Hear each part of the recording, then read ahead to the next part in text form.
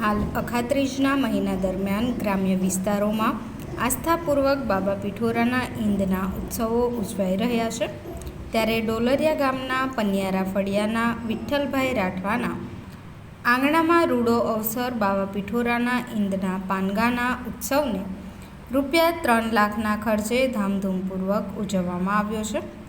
જોઈએ પિઠોરા સમાચારની પિઠોરા લખાવનાર વિઠ્ઠલભાઈના પરિવાર સાથેની વિશેષ ચર્ચા.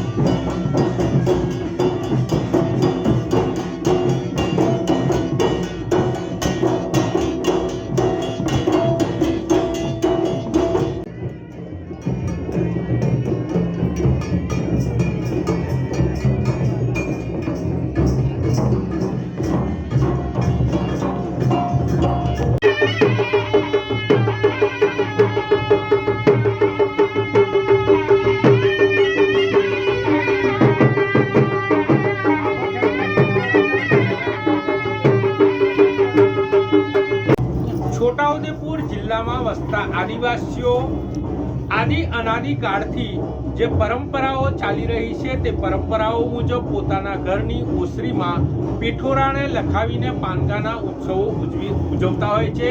ત્યારે આજે ડોલરિયા ગામના પનિયારા ફળિયામાં વિઠ્ઠલભાઈ રાઠવાએ પોતાના ઘરમાં ₹4 લાખના ખર્ચે પિઠોરો લખાવીને પાનગાનો ઉત્સવ ઉજવી રહ્યા છે. ત્યારે તેઓના પરિવારના જે વિઠ્ઠલભાઈના ભાઈ છે એ રાજુભાઈ સાથે જ વાત કરીશું. રાજુભાઈ, તમારા ઘરમાં આજે પિઠોરાના પાનગાનો ઉત્સવ ઉજવાઈ રહ્યો છે. કેટલા વર્ષ પછી તમે આ પિઠોરો લખાવ્યો છે અને કઈ રીતે તૈયારીઓ કરી છે?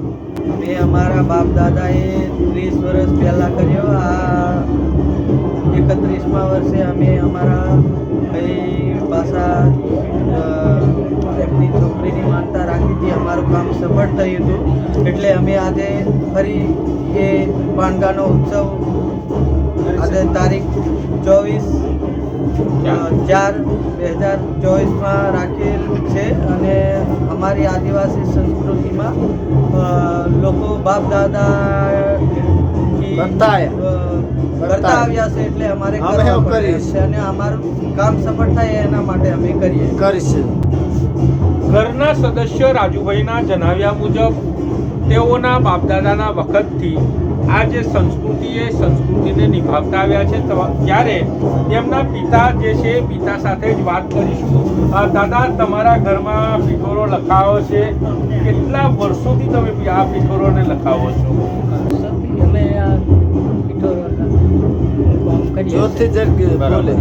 તમારા બાપદાદાના વખત છે. બરાબર. ઘરના મોભીના જણાવ્યા અનુસાર તેઓ જણાવી રહ્યા છે કે અમારા બાપદાદાના વખતથી આ પિઠોરાને લખાવવામાં આવી રહ્યા છે. ત્યારે આ પિઠોરાના લખનારા જે પિઠોરાના લખારા છે અને ચોરવાના ગામના છે તેમની સાથે જ વાત કરીશું. વિઠ્ઠલભાઈના ઘરે તમે પિઠોરા કેટલા દિવસથી લખાવ્યા અને પિઠોરો કઈ રીતનો, આખા ચોકનો, અડધા ચોકનો કઈ રીતનો પિઠોરો લખાયો? હવે વિઠ્ઠલભાઈને પોતાના ઘેર ચોરોના ગોમ મોહન જીત્યા, હવે પિઠોરો લખી શક્યા ને એક દિવસમાં આટલું વસ્તુ બનાવી શક્યું ને અમે એમપીએમ પણ લખીએ છીએ, ભાડિયામાં પણ લખીએ, વયસમાનમાં પણ છીએ, ગુજરાતમાં અમે કોમ કરી શકીએ છીએ. જાતે મોહનભાઈ જીત્યા ચોરોના ગોમ. આદિવાસીઓ પોતાની કલા સંસ્કૃતિના વારસાને આજના આધુનિક યુગમાં પણ નિભાવી રહ્યા છે. પિઠોરો લખાયો છે એ જ ઘરની મહિલાઓ પણ છેલ્લા કેટલાક સમયથી તૈયારીઓ કરતા હોય છે. ઘરના નિપન થાપનથી લઈને ગૃહ સુશોભનના કાર્યોમાં પણ આ ઘરની મહિલાઓ જોતરાતી હોય છે. ત્યારે આ ઘરની જે મહિલા છે એમની સાથે વાત કરીશું. બેન, તમારા ઘરમાં આજે પિઠોરાનું પાનકું ઉજવાઈ રહ્યું છે. આ પિઠોરાના પાનકાને તમે કેટલાક સમયથી તૈયારીઓ કરતા હતા?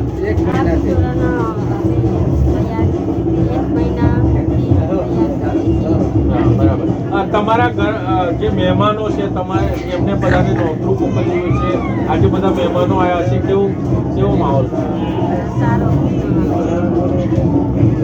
આદિવાસીઓની જે કલા સંસ્કૃતિ અને રીત રિવાજો છે તેઓનું સંરક્ષણ અને સંવર્ધન જે છે એ સંવર્ધનની પ્રક્રિયામાં આજે ડોલરિયા ગામના પન્યારા ફળિયું છે. પન્યારા ફળિયામાં વિઠ્ઠલભાઈ અને રાજુભાઈ જે બંને ભાઈઓ છે, બંને ભાઈઓ રૂપિયા 4 લાખના ખર્ચે ઘરની ઓસરીમાં પિઠોરો લખાવીને તેઓએ રાખેલી જે બાધાઓ છે એ બાધાઓને આજે પરિપૂર્ણ કરી છે. આખા આદિવાસી સમાજમાંથી લોકો ઢોલ માદલ અને શરણાઈ સાથે વાજતે ગાજતે તેઓના ઘરના આંગણામાં પોતાનો જે ઉત્સવ છે પિઠોરાના પાનકાના ઉત્સવને ધામધૂમપૂર્વક ઉજવી રહ્યા છે. જે પિઠોરાના પાનકાઓ છે એ ખાસ કરીને છોટાઉદેપુર જિલ્લામાં ગામસાઈ ઈદ ડિસેમ્બર મહિનાથી ફેબ્રુઆરી મહિના સુધીમાં યોજાતા હોય છે. જ્યારે અખાત્રીજના મહિના દરમિયાન અખાત્રીજની નજીકથી જ આ પિઠોરાના પાનકાના ઉત્સવો શરૂ થતા હોય છે અને વરસાદ વરસે તે પૂર્વે પિઠોરાના પાનકાઓ પૂર્ણ થતા હોય છે.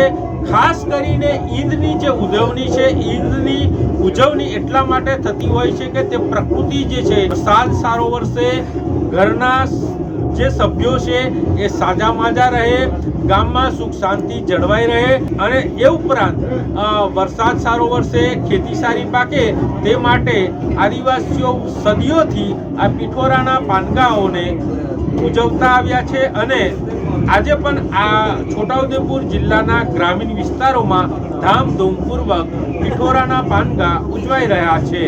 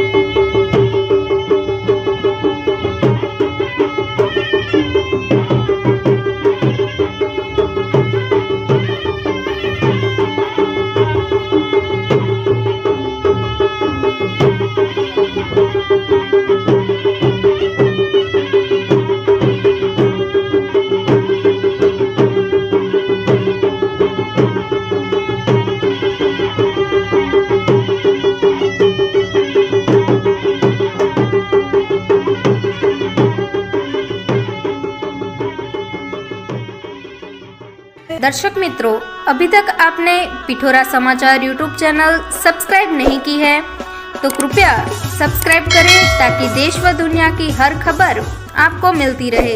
धन्यवाद।